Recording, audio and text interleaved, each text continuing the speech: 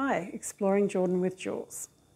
This is my experience of my very first attempt of getting my visa extension when I arrived, after I arrived in Jordan in 2024.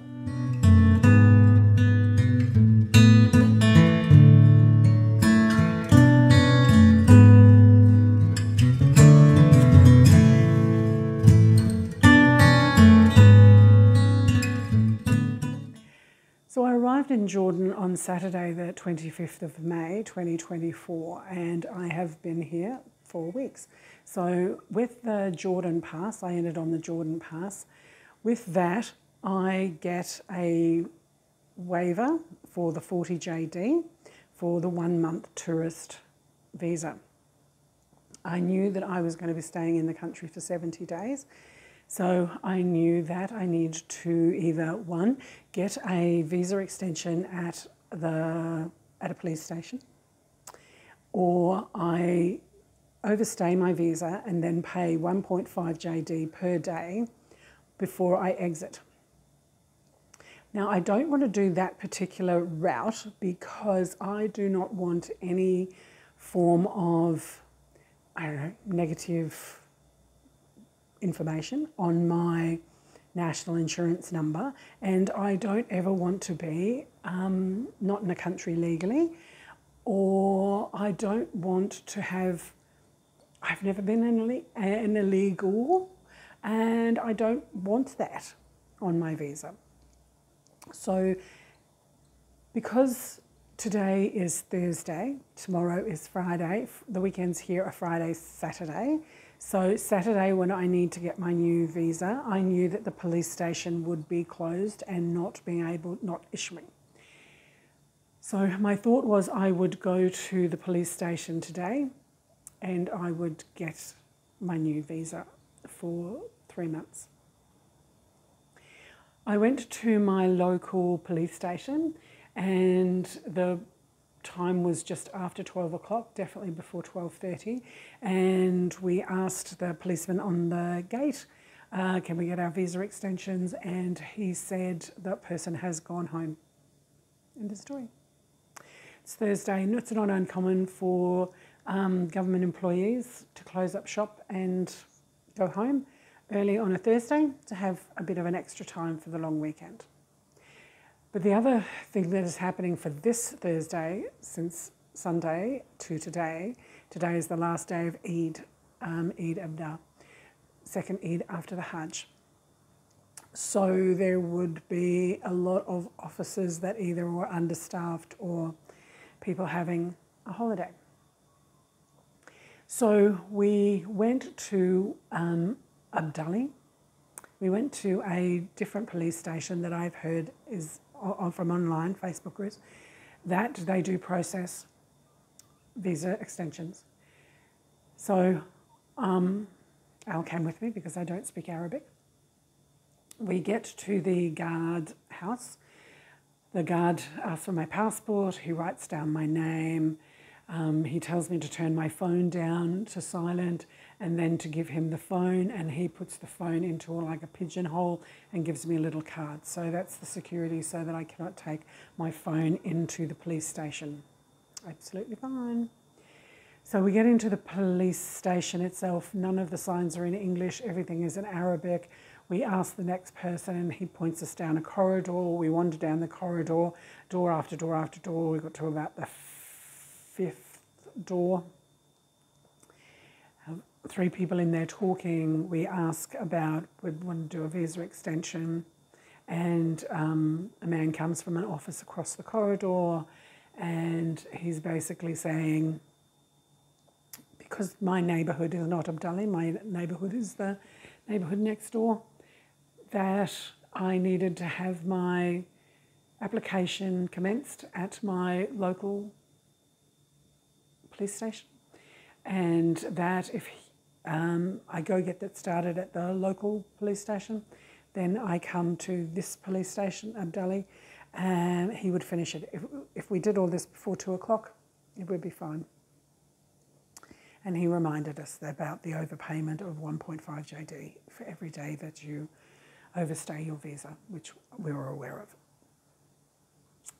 But one of the things that I got additionally cross at, because I was fuming, you can't actually get angry in this country because you cannot move an immovable object. If someone says no, it's no. Even if the office is open, they say no. You just have to walk away. There's a lot of stuff that I just cannot get my head around. Anyway, so one additional thing I was quite cross about is Al didn't actually say, well, we've been to Abdali and they're not there. He's gone home for the day, and so we won't be able to. So, after all the shaking of the hands and thank you very much and blah, blah, blah, blah, blah, knowing full well that we weren't going to go back to the previous police station to be able to start the application to get back to this guy before 2 o'clock to get the visa done. So today is Thursday. My visa expires on Saturday, which is a public holiday. There's nothing I can do about it. I will just have to see what happens on Sunday when we go and we try again. Okay, my Sunday update for my visa extension application. Al arrived really early, about 9 o'clock, so that we could get to my local police station really promptly, really early. So we were there by 10 o'clock. Parking was really easy at this time. So we went in and so same thing, go through the big mesh gate, go to get signed in, give your phone over, get a token for your phone where it gets put into a pigeonhole, go upstairs to the visa office, visa room. There was a really long, huge desk with a woman who was the accountant, the cashier, and then 3 guys on the main desk. And then behind that, there were 4 desks, 3 guys and a woman were working in the desks behind that. So we explained what we were there for, and he guided me to form number 3, which was the residency visa extension, the renewal of residency visa application form. So I did that, and then when I did that, I had to then go to the Abdali police station. So we drove over there. Parking wasn't too bad because we actually went into the paid parking. It cost us 1 JD. So when we got to the Abdali police station, go through the big metal gates, go through the security. He didn't write our name down this time in the book. It was the same guy that we had seen on Thursday, the solid bald guy. And so we just had to hand over our phones and get the little card for in the pigeonhole. And then we went, because we knew exactly where to go, but this time we had to, instead of going down the long corridor to where all the officers were, we were directed to go and sit in a little waiting station.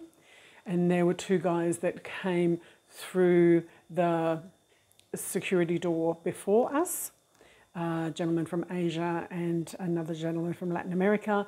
So they went through and got their biometrics taken first, and then we just waited until we were called. So we went and then we waited until we were called into another room. So moved from one seating area, it was air conditioned, to a seating area that was just in the corridor. And we waited, and everybody else went in and out of that room a lot. And so Al said, just go and stand in the doorway. So I went and I stood in the doorway, smiled, and went back and sat down. And then she immediately called me in. So it was like she didn't know I was there.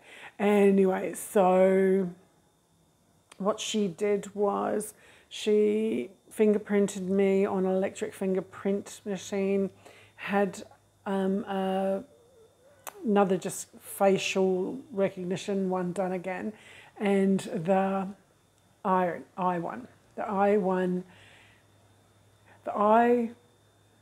camera is on a telescoping arm, and of course it's broken. So everybody you have to squat down. You have to squat down to make sure your eyes get in the vision of the goggle. Because normally at immigration, or they will just move the arm to where you are, a tall person, a short person. No, no, no, no, no. Clearly this machine has been overworked its entire life. So there I am, butt-ass, squatting down like I'm doing a potty squat to make it. And he's going, over your eyes, over your eyes. I go, eyes are red. And stop blinking. Okay. So, but I have my eyes done, my biometrics and my eyes done. Some entries, I've been here, this is my 15th time. So I would have had my eyes done probably about 6 times. Sometimes they do my eyes and sometimes they don't. Anyway, so that was fine. I had to then go back to my local police station. Went back, same guy. And so he took the paper, before we left Abdali, they put 2 stamps on the back of my application. The other things that I needed was a photocopy of my passport and a photocopy of I got my photocopy of my cushion. Other than that, it would have been a letter from the landlord or something of that nature. Anyway, Abdali didn't want those things. So when I got back to my local police station, we handed the documents over, the photocopy of the passport, the photocopy of the cushion, and the form that we'd filled out, taken to Abdali and got stamped twice on the back. Oh, what is a cushion? A cushion is the land deeds for the property that I have purchased. So if you were renting, you would need a letter from your landlord to say that you were staying, or you would need a letter from your employer or something of that nature. But because I'm a homeowner, I needed a copy of my cushion. So